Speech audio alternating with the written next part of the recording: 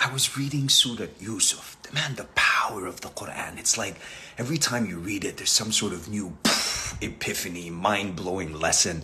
And I've read this surah so many times, but I didn't notice this. It's ajib, man, subhanallah. Bismillah.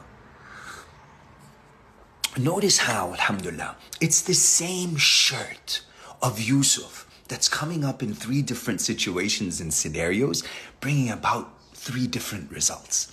The first time, the brothers of Yusuf use it, they put fake blood on it as evidence for a lie they were telling, right? The second time, it was used as evidence to get Yusuf out of trouble, right? If the shirt is ripped from the back, then she was trying to take advantage of him. If it was ripped from the front, then he's lying, he's trying to take advantage of her.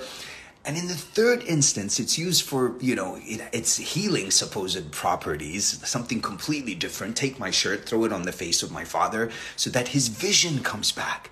And it's just like mind-blowing. I realized Allah is teaching such a powerful lesson.